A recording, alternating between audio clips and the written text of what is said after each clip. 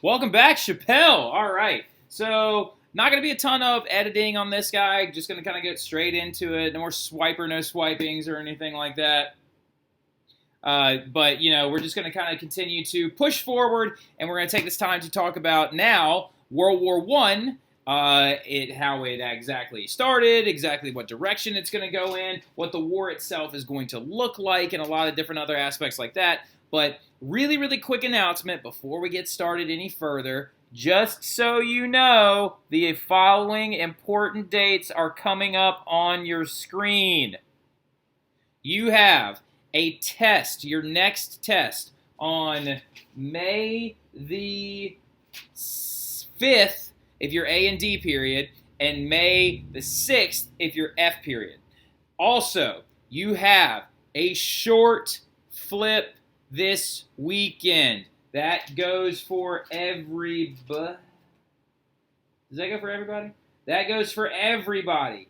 F, A, and D period. A very short flip this weekend, okay? So just so you know that stuff, but let's go ahead and get into it. So there are 5 countries involved in World War I. Following the assassination of Archduke Franz Ferdinand, 5 countries get heavily involved in World War I. Those countries include Austria, Germany, Russia, France, and little Serbia, okay? Notice there's a big one not there yet, Great Britain, and an even bigger one not there yet, the United States of America. Also, the Ottoman Empire is not involved yet. So at the very beginning of the war, it was France, Russia, Germany, Austria, and Serbia. And Britain was doing its best to hold off. Now, what is Germany's strategy here? What's your play? Because you're at a little bit of a disadvantage. You're at a disadvantage, Germany. Look at where you are. This is the German Empire. You are smack between 2 massive countries that are allied against you. You have Russia on your east. You have France on your west. They want to avoid this concept known as a two-front war. The problem with a two-front war is basically we're going to explain it using this piece of paper right here, okay? So we got this piece of paper right here. This is Germany. This is Germany's military, okay? So Germany's army is just like this, right? It's the biggest one in all of Europe. Most of Europeans' armies are not nearly this size right now. They're spending the most money on their military. They're doing the most with their military. It's really good stuff. But the problem is in a two-front war, if you've got France over here and you've got Russia over here, what do you have to do with your military? You have to split it into 2 parts and go fight on either side. That's the problem with a two-front war. It's taking all of your resources and splitting them in half, all right? It's a huge problem. So to avoid this two-front war, Germany comes up with a plan. Now, funny enough, they had this plan on the books for a long time. There was a guy, a German military general, one of the earliest when Germany became a country in 1871. His name was Alfred von Schlieffen. And Alfred von Schlieffen's plan, when Germany becomes a country in 1871 and following the demise of the League of Three Emperors alliance, he tells the German High Military Command, if we end up in a war with Russia and France, which could very well happen at some point, what we got to do is we got to try and knock out France as fast as possible. We got to get in there and we got to try and knock them out of the game quickly and urgently, so we can then instead take our forces like that piece of paper, recombine them, and then head towards Russia to knock them out. Because Germany saw Russia as the bigger military threat. Why? Because their military was larger than France's. 2, the area they were going to have to fight Russia in was much more expansive. And as you know, historically, you can't really just invade Russia. Napoleon tried to do it, and it failed. Fast forward to World War II. Hitler tried to do it, and it failed. Anyone who tries to invade Russia in a land war is just going to lose, all right? Just don't do it, promise? So they decided to try and knock out France quick. So the Schlieffen plan, the idea was to try and send 90% of the forces through Belgium and Holland, which is southern Netherlands, through Belgium and Holland, and come around the backside of Paris and just whack, and just take France out quickly, so they could then take their entire forces, move them across Germany, and then head over to Russia to try and fight this war and win. The reason why they had to go through Belgium, though, is because the border that France and Germany share is heavily guarded. See these blue towers right here? Those are large fortresses that a lot of different European powers had began to build up on their borders leading into World War I. They were very, very expensive. They were very, very large stone structures. And they were going to impede your progress, and they were going to prevent you from going any further. Belgium had a few of them, and so did the Netherlands, too. But the German military high command thought, we have these new weapons called artillery guns. We'll be able to bombard them and knock them out quick. Also, we'll be able to then take the Belgian railroads and use that to move our troops even quicker into France. The problem was the Belgians started blowing up their railroads to slow the Germans down. Now, these fortresses weren't that much of a headache for them because they did manage to just knock them all down. But it failed. The Schlieffen Plan failed in 1914. And here's the other kicker. You just invaded a neutral country. Belgium was neutral at the onset of this war and had a verbal and written agreement with Great Britain and Germany that Germany would not enter into their borders to fight a war with France. And since they did it anyway, Britain then declared war on Germany on August 4th of 1914 because they went through Belgium. That is key. That is going to be a multiple choice question on your test. Why did Britain wait until the invasion of Belgium to declare war on Germany? So, getting further into it though, also the Schlieffen Plan wasn't going to work from the outset. Alfred von Schlieffen said you need to use 90% of the forces to actually get this whole thing done. And the guys that followed after, like Alfred von Schlieffen, didn't actually do it. Because here's the kicker. 1914 is when World War I started. Alfred von Schlieffen died in 1913. So he was dead for quite some time. And he demanded 90% of the forces. But since he was dead, the generals that followed after him, they were like, oh, we could probably get it done with 70, so we can put 30% over there to fight Russia. Yeah, that was not a good idea there. Ludendorff, who was the dude that actually came up with this plan, and so it failed. Also, the Schlieffen Plan wasn't going to work because everything had to go exactly right to be able to make it happen, and you would have had to try and go in there within 6 weeks and take over France. That's a quick turnaround. So, unfortunately, they are going to end up on a two-front war. The Western Front, which is going to be in northern France, it's going to stretch all the way down to the Mediterranean, and the Eastern Front, which is going to start in Germany, and then it's going to get pushed all the way back into Russia. Because Russia, surprisingly enough, not ready to fight this war. I know a lot of y'all are thinking to yourselves, who wants to fight Russia ever? And I agree with you. Nobody wants to fight Russia. Fighting Russia is like fighting Russia. You just don't want to do it. It's very cold there. Don't do it. But here's the thing, though. A lot of people just didn't care that much because you know what?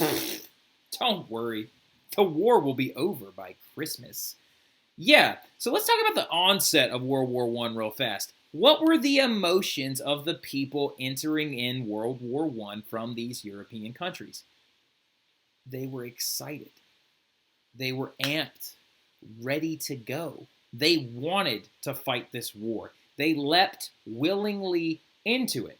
And they thought the war was going to be over in a few months because of all the wars that had come before it. Franco-Prussian War, boom, over in a matter of about 9 months. The Second Schleswig War, boom, over in about 2 months. The Austro-Prussian War, boom, over in 7 weeks. So a lot of these newly militarized, heavily industrialized European countries thought that this war was going to go off really quickly and that it was going to give this generation of young men the chance to prove themselves to their countries and their new national identity and really show up and be manly men and super masculine. And even women bought into it too. They were like, oh, these men are going off to fight for the fatherland and we're so excited for them. Good for them. Yay, hooray, hooray. A lot of people believe that this also has to do with the concept of slightly faltering masculinity during the 20th century period of European economics. Because look at these young women right here. There is a good to solid chance that those young women were working during the early 20th century in before World War I. During the Industrial Revolution, they started incorporating women into jobs inside of factories and things like that. So a lot of European historians argue that the masculinity of men had been hyper-affected by this because traditional gender roles had been shattered. A lot of y'all missed that question on the quiz. Gender roles were very, very changed and very, very messed up. Not messed up like wrong, but changed heavily from the 1800s into the 1900s because women began entering the workforce, having less children by choice, like a lot of other different crazy stuff's going on. Women began to grow in their autonomy. Many of them were demanding the right to vote. So it was destroying this idea of what it means to be a man in 20th century Europe. So a lot of these men are excited to go off and fight in a war because they think that's going to reclaim their masculinity. Now, this is a theory. That's a theory. That's revisionist history. But it makes a lot of sense. And look at these guys. This right here are German troops on their way to the front lines. And look at the playful writing on the side of the train car.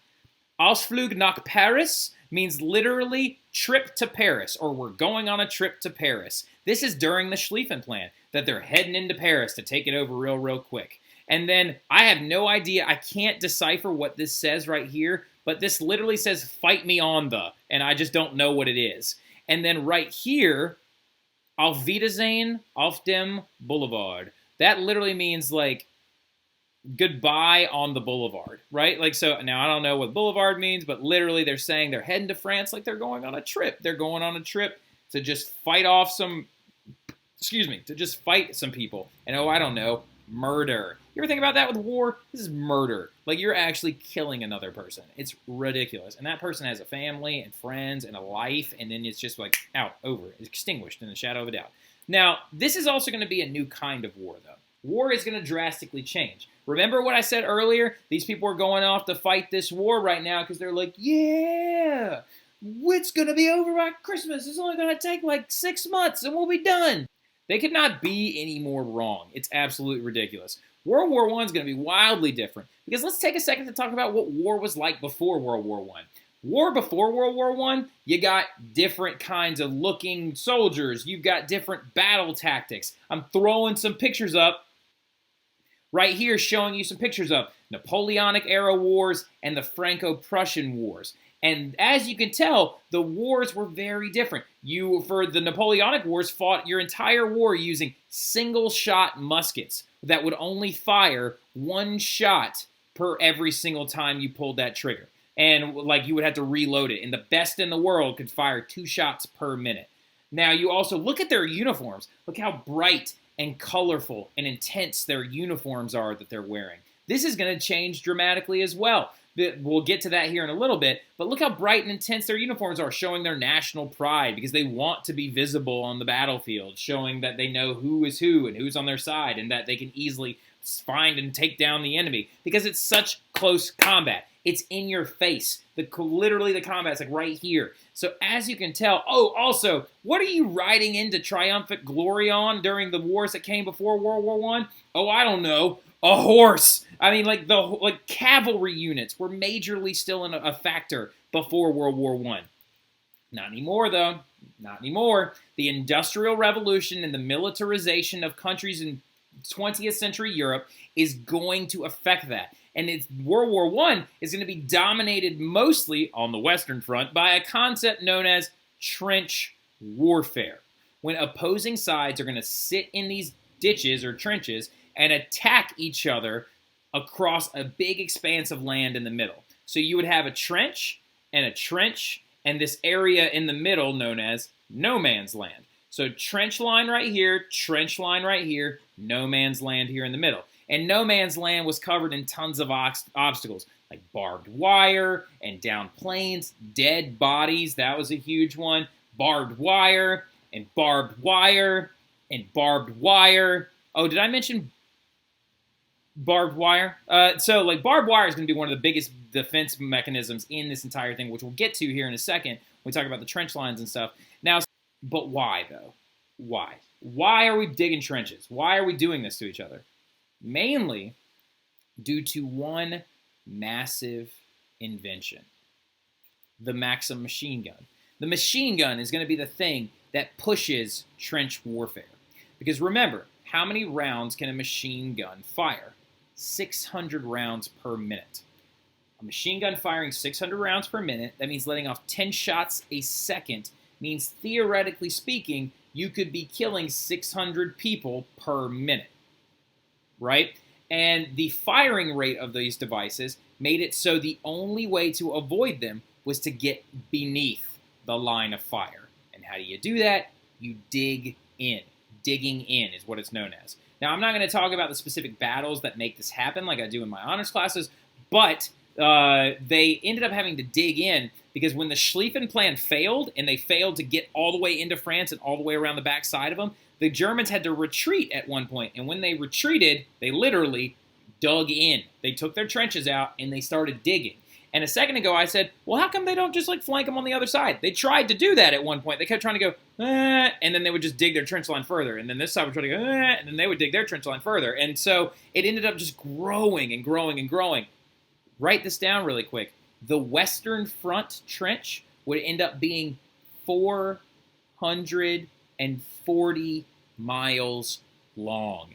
That's going to be a fill-in-the-blank question on your test. 440 miles of trench on the Western Front. 440 miles. Now, in your mind, you think the trench system looks like this. You think World War I looks like this. Because in the back of your mind, you're like, it's probably taking place in like a barren area, you know, away from people, like big desert. I see rocks, and I see a straight line, and I see men walking in a straight line. Wrong. This is a picture from World War II. This is an inaccurate representation of trench warfare. Notice that you've got modern tanks, first of all, that are the dead giveaway. But also, this trench is made mainly just to move people, not to fight out of. This is what trench warfare looked like. They were taking place in the countryside of France, in the countryside of Poland and Russia, and what is modern-day Ukraine on the Eastern Front. And it's what used to be farm fields. And they were digging these trenches, and we'll get to that here in a second. But as you can tell, these trenches were constructed in like farm fields up in northern France. And as you can see, like it's not in these barren territories like the picture I just showed you. It's in areas where people were actually heavily populated during certain times of the year. And it was areas where farmers used to actually use to produce food, actually function in their economy. And we're just going to go ahead and like breeze through, breeze through like a couple of other different like segments and pictures of the trenches, just so you can kind of understand and get a feeling for exactly what it looked like in these wars. This right here is another picture of a trench. See, it's actually heavily fortified. This is a British trench, actually. You can tell by the shape of their helmets. And they're looking out over what is known as no man's land out in front of them. Now, this right here is a borderline archaic-looking picture because look at what these guys are riding. Horses. And the very first modern war. Look at what he's wearing. You don't realize this, but it would have been a bright-colored outfit at the time, wearing a feathery cap trying to show his socioeconomic level above the regular foot soldier because he's a cavalryman. Look, the craziest thing about it is, other than the fact of like with these uniforms and stuff like that, which, you know, started out like being super, super brightly colored like they did in the Napoleonic era. This guy is kind of emblematic of that. He would have been wearing super bright colors like the picture here. As you can see, over time, the uniforms evolved to start kind of creating this modern frame of warfare. No more bright red pants and blue jacket and stuff like that. No, camouflage colors. Blend in with your surroundings, because now it's not the same as fighting face-to-face with somebody anymore, because this war actually in 1914 started on horses and ended in those bad boys, tanks. And as you can see, look at the uniforms they're wearing now towards the end of the war. That's a British Mark I tank that has apparently gotten stuck in a trench. And this war shaped the dynamic of how wars following it would be fought. This war changed everything about war, from the clothes to how you fought it to how you defended yourself from fully automatic weapons. And so trench warfare, of course, is going to be kind of this like bombastic, scary, grizzled war where it's going to be like, what do we do to stay away from these machine guns? I guess just get below the gunfire. So as you can see, it's a very intense thing. And men had to live in these things. Live, sleep, eat inside of their trenches. This right here is another British trench, again, as you can see with the helmets.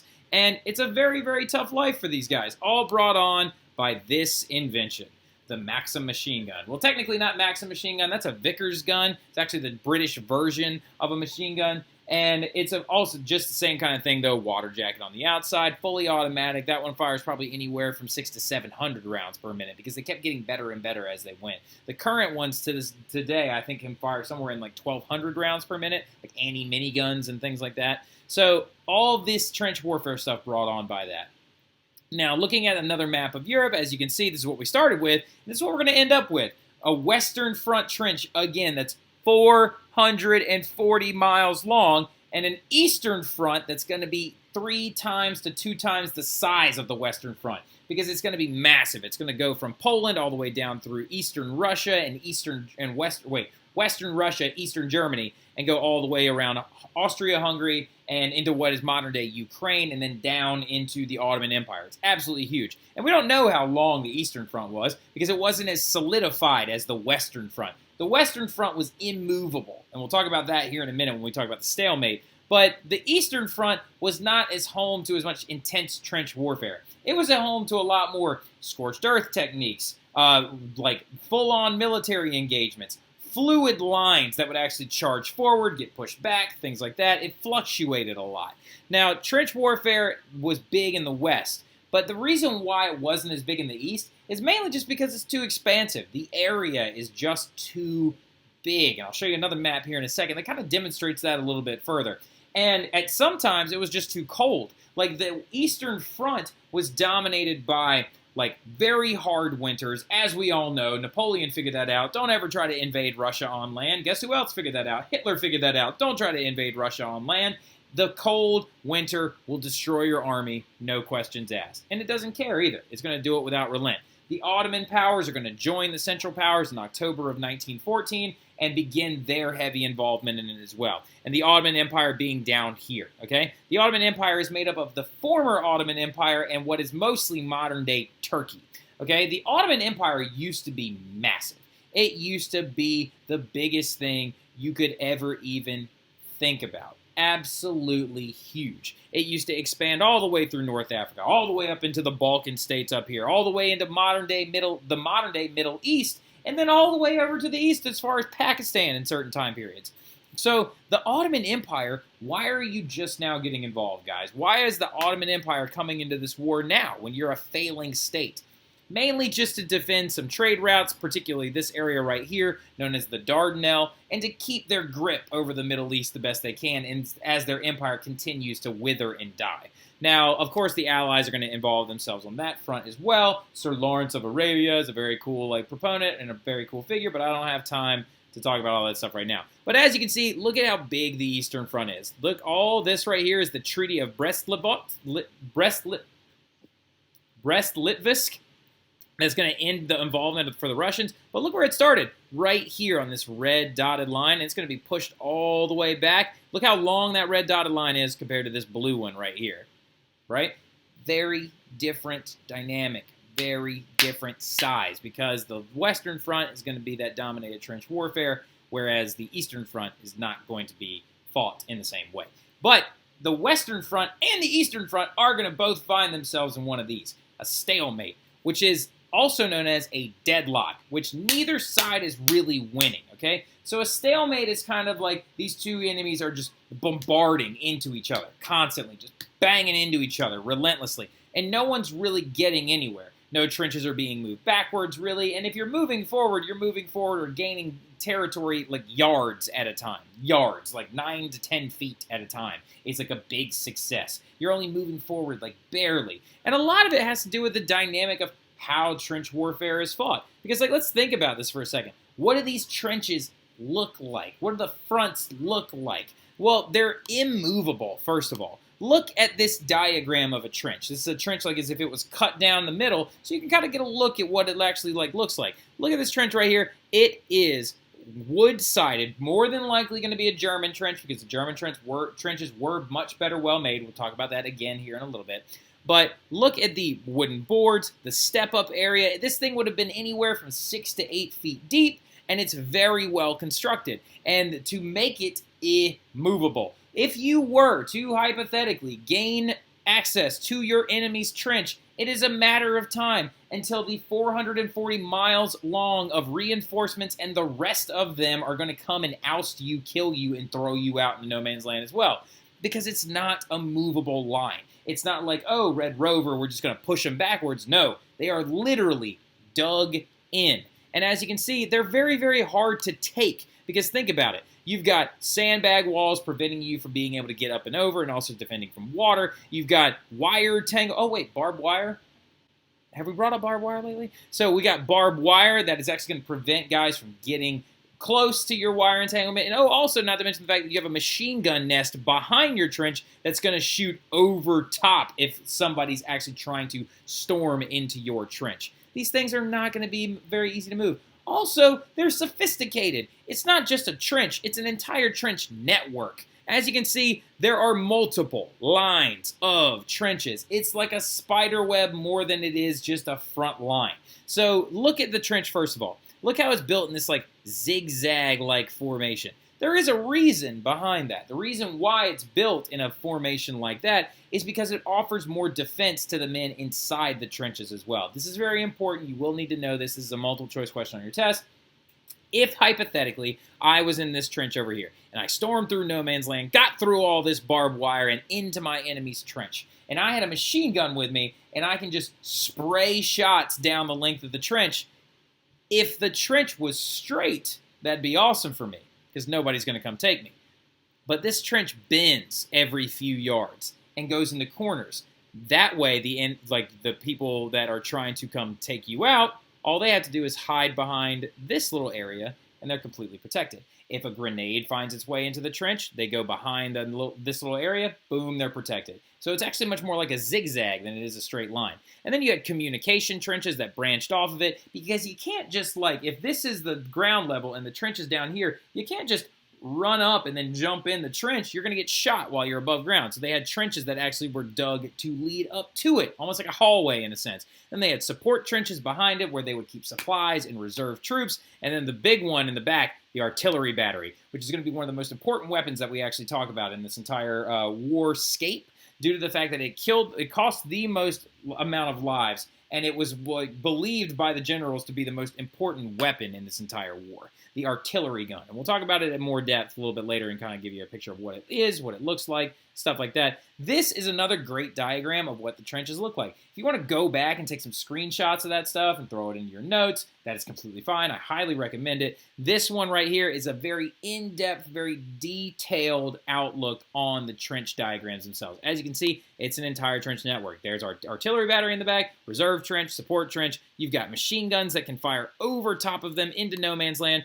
And look how sophisticated they would be. Some German trenches would even have dugouts underground that had running water and electricity ran to them, sometimes 15 meters below the ground, which is absolutely wild. So going forward, though, this is another one. Look, it's a trench network. It's not just simple lines like these red ones. It's a network. This right here is a real-life picture. This right here is taken from an observation balloon towards the end of the war. Now, as you can see, this war left permanent scars all over Europe. And it's a very intense thing. This is actually taken from several hundred feet up, and you can actually see the trenches themselves and how no man's land bends and twists all over the Western Front. And how in some areas, you could be as far as 100 yards from each other, or you could be anywhere from 300 to 500 yards away from each other. No man's land really didn't have a standard width. It kind of expanded and grew and snaked its way all the way down the Western Front. Now, the craziest thing, though, is some of you are thinking, wow, those are some really intense scars on the European terrain. I wonder if I could ever go to northern France and ever actually see these trenches firsthand. You actually can't. They actually filled them in as soon as the war was over. Mainly because, this is French farmland. People need to get back to work, and they need to farm, they need to provide for their countries. But also, you want to bury anything that you thought is going to relate back to this war. Because in the back of your mind, you're thinking to yourself, oh, it's going to be over by Christmas. It ain't over by Christmas. This war scarred Europe, both emotionally, physically, as well as mentally.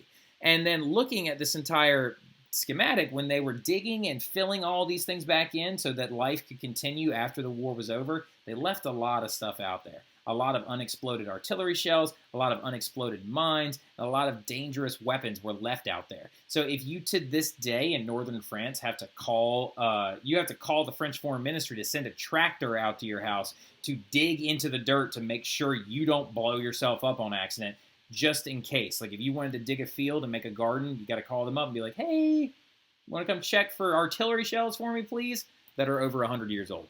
So, and life in the trenches is really, really tough. This is like just a glimpse into the life that guys would lead in their trenches, okay? So this one right here on your left is a German trench, and the ones on your right here are British trenches. We're going to take like 2 seconds to talk about the difference between like how each nationality would construct their trenches. The German ones were actually much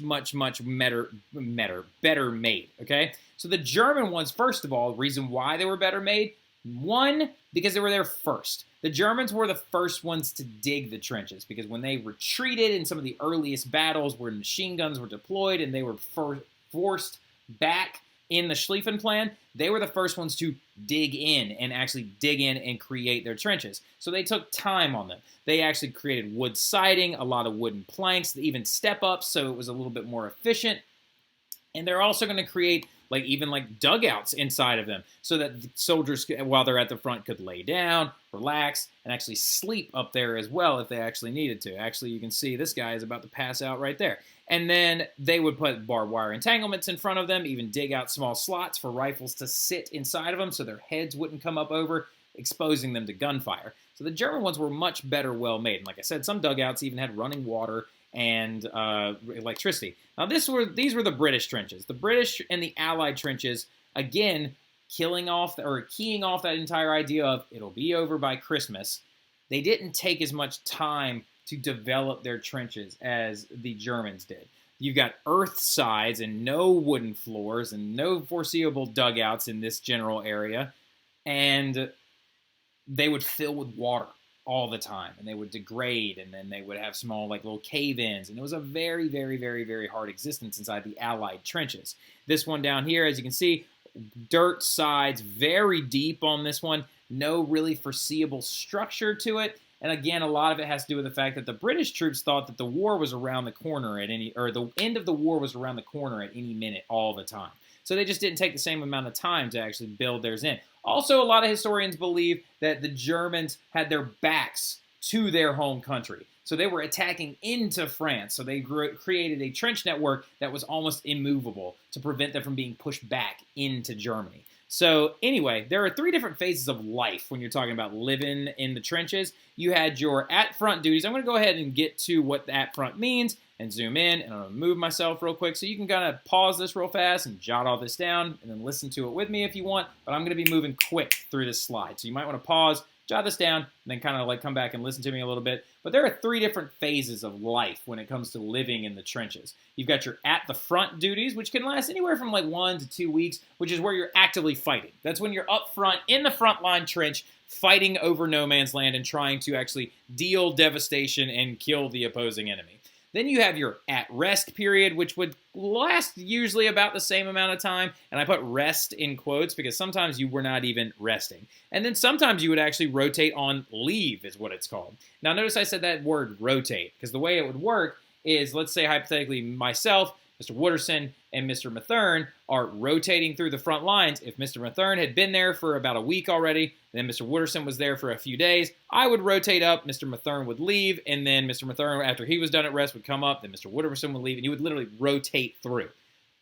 Yar. Now, sometimes you got your at leave, which actually meant you could go home. And when you could go home, you still had to return, though, for duty and come back and go back to war. I wouldn't go. I wouldn't even go back. No, not go back home. I wouldn't go back to war. Now, you could also, it's very dependent, your quality of life is very dependent on where you were on the front line. You could be in super calm areas, like the southern area of France towards Switzerland, or other areas of the trench lines that just didn't see a lot of battle. Or you could be in particularly hellish areas, like Verdun, or the Somme, or Ypres, or Passchendaele, or the Marne, all these areas that were rife with battle all the time. It saw millions of deaths. So that was a big dependent. And while you were at the front, your daytime hours, you spent trying to move little. You didn't try to move very much because there were a lot of dangers during the day, like snipers, observation balloons could spot you and your troops, and Zeppelins could run and do bombing raids over top of you, strafing the entire area. Or once airplanes actually come into this war towards 1916, 17, and 18, they actually could be showing up and strafing over top of you, shooting machine guns into the dirt, and you just didn't move because you wanted to be able to stay unseen.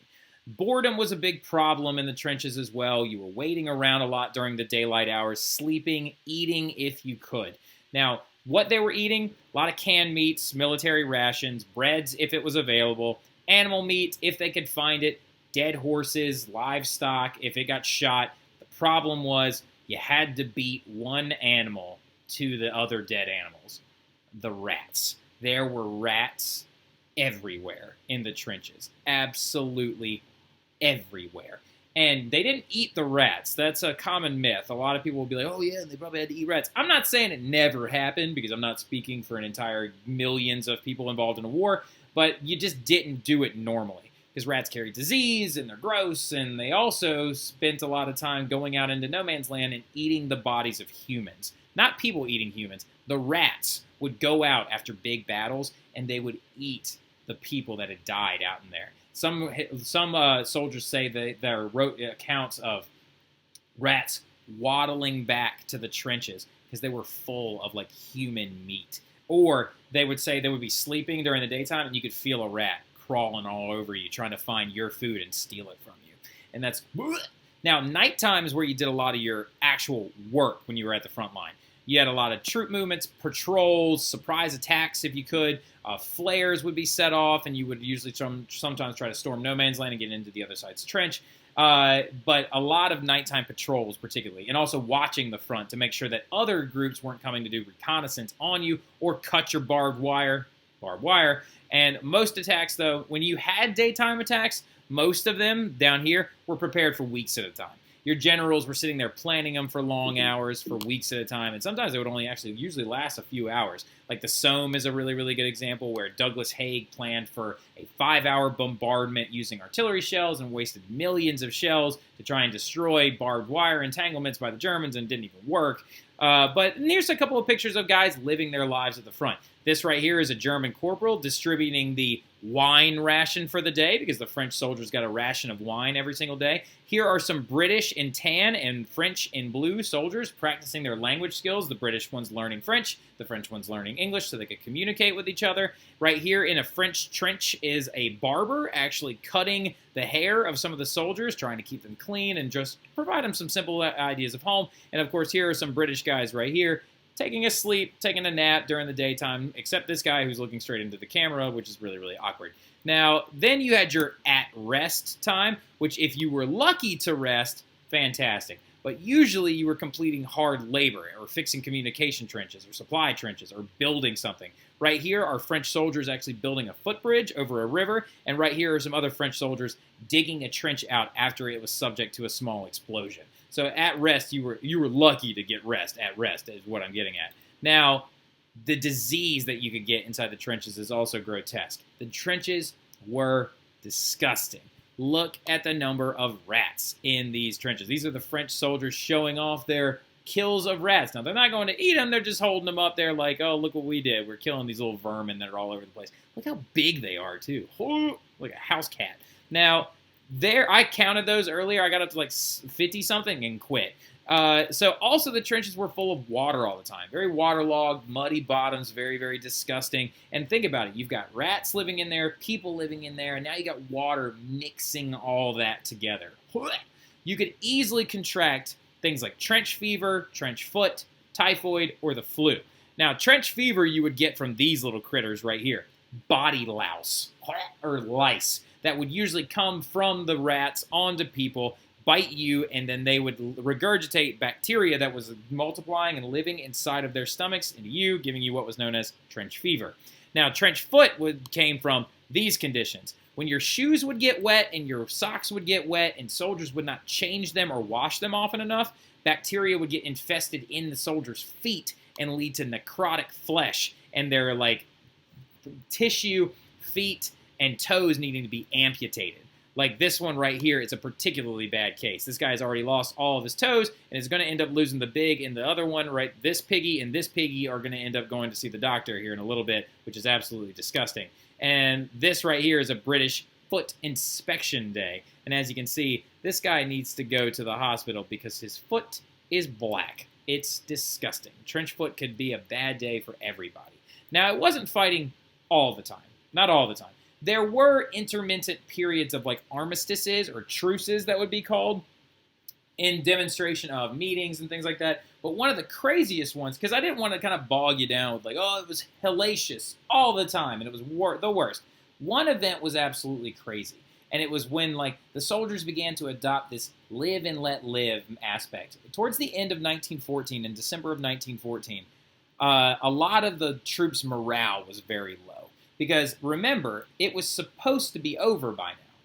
Everybody thought the war would be over before Christmas. Well, Christmas is rolling around, and the fighting is still the worst it's ever been. Men have had to kill other men, and they didn't really want to in the first place. They were hoping that the war was going to be a minor skirmish, and it would just be over. But it actually didn't plan out that way. Morale was really low, and November and October of 1914, the weather was awful. It was just raining and muddy and disgusting, and I don't know about y'all, but I hate being stuck out in the rain, so morale was really, really low. And they were writing back home to their families, and they were like, I miss you, Christmas is coming soon, I can't believe I'm not coming home for this. And the governments began to intercept some of these letters, and some of the families back home were getting these letters, and so they decided that the King of England and the Kaiser of Germany, as well as the families of these countries, decided, well, let's send our boys some presents. Let's send them some presents so they can have something to look forward to. So families began to send winter clothing and snacks and cookies and candies and little trinkets from home and things like that, and letters and packages, and the troops were receiving them, and they're like, this is awesome. And then the governments even got involved, and the Queen of England sent like a decorative little tin of cigarettes and a lighter, and the Kaiser sent sausages and Pfeffernuss, these little spice cookies for Christmas to the German troops, and boxes of cigars and all this other stuff. But then the soldiers were just stuck with all this stuff, and they didn't have anywhere to put it because they like don't have any like packs or anything to carry it in. And so it just kind of ended up in the trenches. But remember, in October and November, it had been raining so much that the trench bottoms were flooded. So they had to like tie up a bunch of this, like a bunch of their presents to the tops of the dugouts to keep them out of the water. And they're sitting there, but then luckily, it's almost like God had a plan for them, and He opened up the clouds, and it finally stopped raining in the middle of December. And it particularly stopped raining around Christmas Eve. And around Christmas Eve, it stopped raining, and the temperature dropped significantly. And it got a lot cooler, and the bottoms of the trenches froze. And it made a hard surface for the troops to walk around on. So they were excited about this, and they could actually move easily through the trenches. And during the fighting, when the fighting kind of calmed down right around Christmas Eve, there was a division of Scottish and Irish soldiers that were allies because they were with the United Kingdom, or the British at the time. And they were opposite no man's land from a German group, and they were fighting each other. Now, right around Christmas Eve, the fighting stopped, and the Irish and the Scottish people look over no man's land, and they see these lights. They see these lights coming from a couple hundred yards away, and they're like, are they about to fire off flares and shoot at us? So they let a couple of shots off over no man's land. But the Germans don't fire back.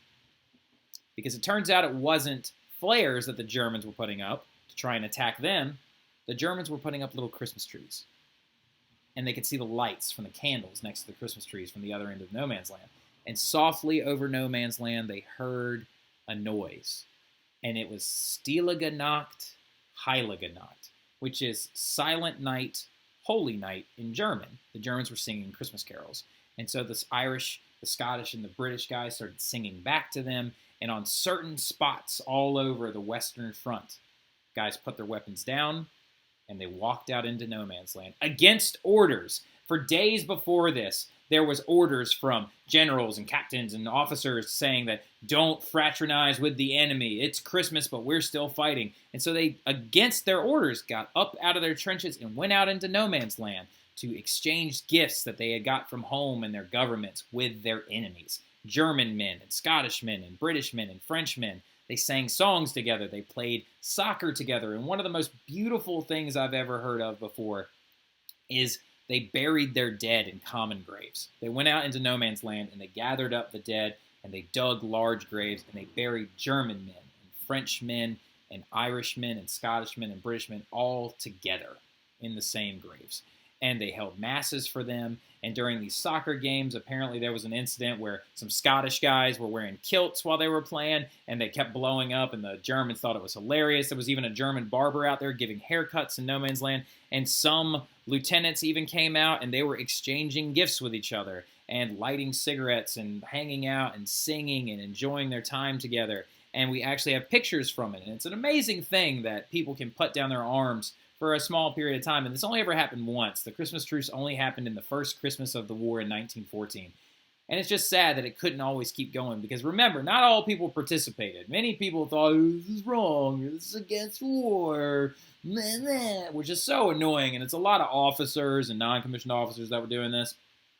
And one of them in particular was like Douglas Haig and John French of the British. They were very, very against it. We have letters and diary entries of theirs that say, like, I'm so disgusted by the actions of these men going out and fraternizing with the enemy, hanging out, singing songs, and exchanging gifts. One other guy, too, was particularly bad. He refused to go to one of the masses, and he told his men not to go out into no man's land, and they did it anyway and had a good time and hung out. And he was so mad that he just sat down in the trench and he refused to go out there and have good tidings or sing Christmas songs or enjoy his time on Christmas with his enemy. And he said in one of his diaries or letters, one of the two, "Have you no German pride left at all?" And that guy's name was Lance Corporal Adolf Hitler.